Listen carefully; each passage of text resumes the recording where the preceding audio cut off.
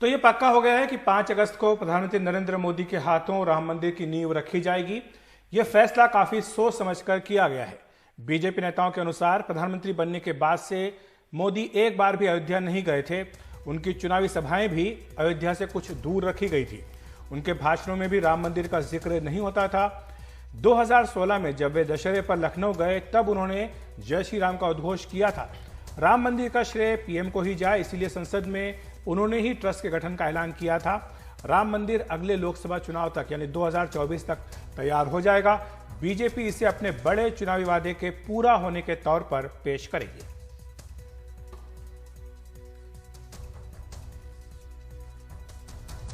और हमारे सहयोगी कमाल खान हमारे साथ अभी चलेंगे कमाल खान के पास लेकिन मुहूर्त को लेकर भी कुछ चिंताएं जताई जा रही हैं। लोग कुछ कह रहे हैं, लेकिन सवाल हमेशा बने होते हैं। कोई भी आयोजन होता है उसको लेकर सवाल बने रहते हैं कि ये मुहूर्त सही है कि नहीं। लेकिन बहरहाल कोशिश करेंगे अपने सहयोगी कमाल खान के पास जाने की। उन्होंने बहुत दिलचस्प जानकारियां हमें दी हैं। अखिलेश, अच्छा, तो जो विवाद है उसको लेकर शंकराचार्य स्वरूपानंद, जो 2 शंकराचार्य मठों के प्रमुख हैं, आइए सुन लेते हैं उनको।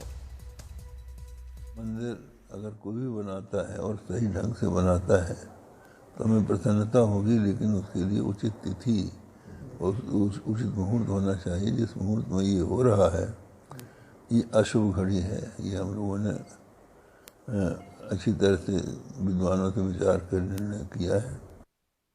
हमारे साथ स्वामी जितेंद्रानंद सरस्वती महामंत्री, जो कि अखिल भारतीय संत समिति के हैं, मौजूद हैं फोन लाइन पर। स्वामी जी, आपने सुना होगा स्वरूपानंद सरस्वती को कह रहे हैं कि जो समय है, मुहूर्त है, वो ठीक नहीं है।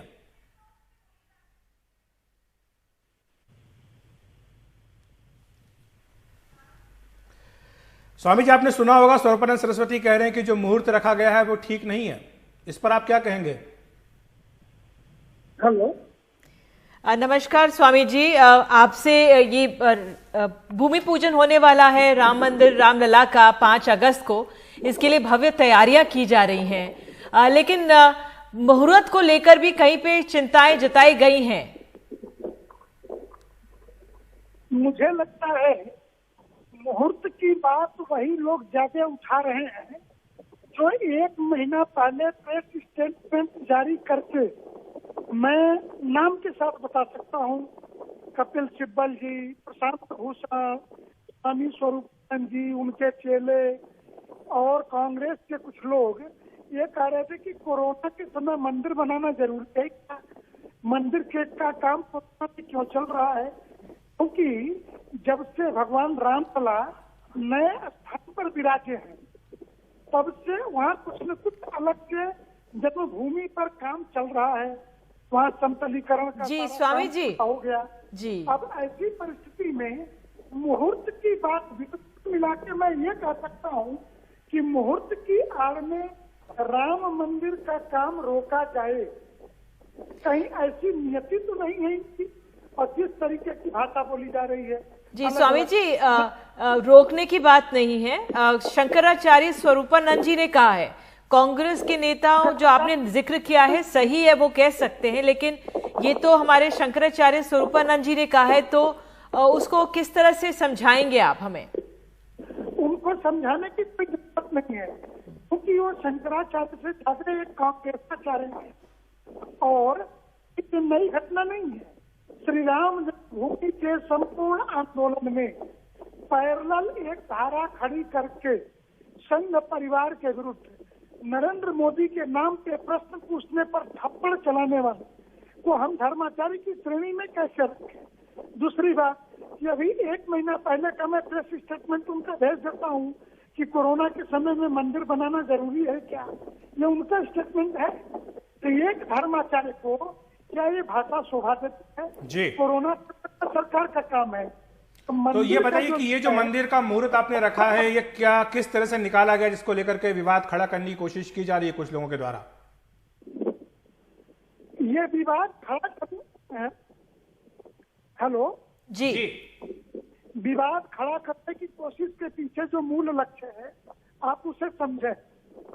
श्री राम जन्मभूमि पर भव्य राम मंदिर निर्माण रामलला पक्षकार के पक्ष में सुप्रीम कोर्ट के 5 सदस्यीय संविधान बेंच का सर्वसम्मत फैसला है। सुप्रीम कोर्ट ने कहा रामलला नाबालिग है, इसलिए इनका मंदिर बनाने के लिए एक ट्रस्ट बनाया जाए, जिस ट्रस्ट का गठन भारत अब कोर्ट। स्वामी जी, ये तो आप बिल्कुल सही कह रहे हैं, और वो तो श्रेय कोई ले नहीं सकता है। मैं ये कह रही हूँ वो श्रेय कोई ले नहीं सकता, लेकिन शंकराचार्य जी ने भद्रपद मास का जिक्र किया है कि इसमें कोई शुभ काम नहीं होता, क्या ऐसा है? अरे दीदी, भाद्रपद में इतना ही दोष होता तो चातुर्मास में भगवान कृष्ण का अवतार होता। और जिस चातुर्मास की बात कर रहे हैं, भाद्र पक्ष की बात कर रहे हैं, जिस तिथि की बात कर रहे हैं, उसी तिथि पर माँ विंध्यवासिनी अवतरित हुई है। बिल्कुल, माँ विंध्यवासिनी के। वैसे भी स्वामी जी कहा जाता है कि भगवान का काम है, जिस भी समय हो वो मुहूर्त अपने आप ही शुभ हो जाता है, जिस भी वक्त भगवान का काम हो। आपका बहुत बहुत धन्यवाद हमारे साथ जुड़ने के लिए, एनडीटीवी इंडिया से बात करने के लिए। हमारे वरिष्ठ सहयोगी कमाल खान भी हमारे साथ लखनऊ से जुड़ गए हैं। कमाल, ये विवाद तो अपनी तरह एक तरफ है, लेकिन जो तैयारियां हैं उनके बारे में अगर आप बता सकें कि किस तरह की तैयारियां हैं। पीएम मोदी जा रहे हैं 5 तारीख को, ये पक्का हो चुका है। इसके अलावा किस किस को बुलाया गया है, किस तरह का कार्यक्रम होगा? देखिए, ऐसा है कि इसके बारे में कोई भी ऑफिशियल अनाउंसमेंट ट्रस्ट के किसी शख्स की तरफ से नहीं किया गया है। ट्रस्ट के एक पदाधिकारी हैं जिन्होंने अयोध्या में ट्रस्ट से जुड़े हुए बाकी जितने लोग हैं उनसे कहा है कि वो ट्रस्ट के किसी भी कार्यक्रम के बारे में मीडिया को या सार्वजनिक रूप से कहीं कोई भी बयान नहीं देंगे। तो आधिकारिक रूप से कोई भी ये आज की तारीख में बताने के लिए एडमिनिस्ट्रेशन से लेकर के ट्रस्ट के जितने भी सदस्य हैं जो अयोध्या में हैं, वो कोई भी तैयार नहीं है बताने के लिए कि क्या होगा। राम मंदिर के जो मुख्य पुजारी हैं सत्येंद्र दास, उनका कहना है कि वो तो विधि विधान भी नहीं बता रहे, वो कह रहे विधि विधान भी चंपत राय जी बताएंगे और ट्रस्ट के लोग बताएंगे, जिन विधि विधान से उन्हीं विधि विधान से यहाँ पे कार्यक्रम होगा। लेकिन ये माना जा रहा है कि चूंकि कोरोना है तो गेस्ट कम आएंगे। राम मंदिर आंदोलन से जुड़े हुए तमाम जो बड़े लोग हैं, चूंकि वो आंदोलन का हिस्सा रहे हैं और उनकी अगुवाई में आंदोलन चला है, तो उनको निमंत्रित किया जाएगा। प्रधानमंत्री, उनका स्टाफ, उनकी सिक्योरिटी, मुख्यमंत्री, उनका स्टाफ, उनकी सिक्योरिटी, ये माना जा रहा है कि गृह मंत्री उसमें होंगे और रक्षा मंत्री उनमें होंगे। तो और जो बड़े बहुत प्रमुख लोग हैं सिर्फ उतने लोग होंगे, ज्यादा लोगों को बुलाया नहीं जाएगा। इसका लाइव टेलीकास्ट होगा, अंदर मीडिया को इजाजत नहीं होगी। बाहर स्क्रीन्स लगाने की योजना है जिनमें अयोध्या के लोग भूमि पूजन को देख सकें और दर्शन कर सकें, और इसके अलावा उसका लाइव टेलीकास्ट होगा बाहर जिसको लोग देख पाएंगे। जहां तक पीएम की सिक्योरिटी का सवाल है, उनका जो भी तौर तरीके हैं उसके हिसाब से प्रशासन ने पहले से तैयारी शुरू कर दी है। हालांकि पीएमओ की तरफ से अभी इसका कॉन्फर्मेशन ऑफिशियल अभी नहीं आया हुआ है। कमाल, जो आपने हमें हमेशा जानकारी दी इसके बारे में कि किस तरह से इसका पूरा डिजाइन थोड़ा बदला गया है, 10 हमारे देश के 10 बड़े मंदिरों का अध्ययन कर फिर इस पे वो तमाम चीजें बदलाव किए गए हैं, थोड़ा बताइए हमारे दर्शकों को। देखिए, ऐसा है कि जब बाबरी मस्जिद का ताला खोला था 1986 में, उस वक्त अशोक सिंघल जी ने ये तय किया था कि एक मंदिर का नक्शा बनाया जाए। उस समय उन लोगों को शायद ये उम्मीद भी नहीं रही होगी कि उस जगह पे 1986 में तो ये कैसे उम्मीद हो सकती कि वहां पे कोई मंदिर बन भी सकेगा। लेकिन चूंकि उन्हें उस आंदोलन को एक गति देनी थी, उसे आगे बढ़ाना था, तो उन्होंने मंदिर बनाने का नक्शा जो है मंदिर का, ये जो सोमपुरा साहब जो आर्किटेक्ट थे सोमनाथ मंदिर के, जिनको पद्मश्री भी मिला था और नागर स्टाइल के जो मंदिर आर्किटेक्चर के बहुत बड़े आर्किटेक्ट माने जाते थे, जो नॉर्थ इंडिया में जिस प्रकार के मंदिर बनते हैं, उनके बेटे जो सीबी सोमपुरा हैं, उनको इसका काम दिया गया था।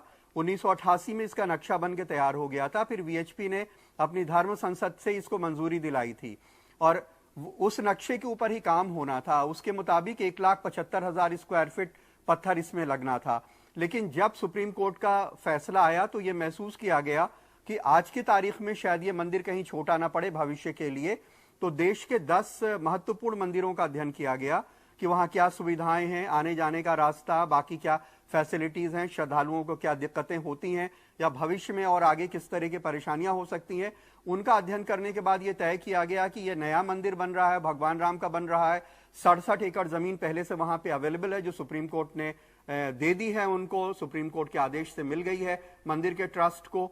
तो वहां जगह की भी कमी नहीं है। तो इस तरह मंदिर बनाया जाए जो भविष्य की आवश्यकताओं के मुताबिक बड़ा मंदिर वहां पे हो, क्योंकि वहां पे महिलाएं आएंगी, बच्चे आएंगे, उनके लिए स्थान होगा, पूजा सामग्री का स्थान होगा, वहां पे संग्रहालय बनाया जाएगा और भगवान राम के जीवन के जितने भी प्रसंग हैं, उनके जन्म से लेकर के रावण के वध तक का और उनके राज्याभिषेक तक का वो मूर्तियों में उकेरा जा रहा है। वहां पे एक कार्यशाला के पास में एक स्थान है जहां पे वो मूर्तियां तैयार की जा रही हैं, तो ये सब चीजें वहां पे होंगी बनाने के लिए।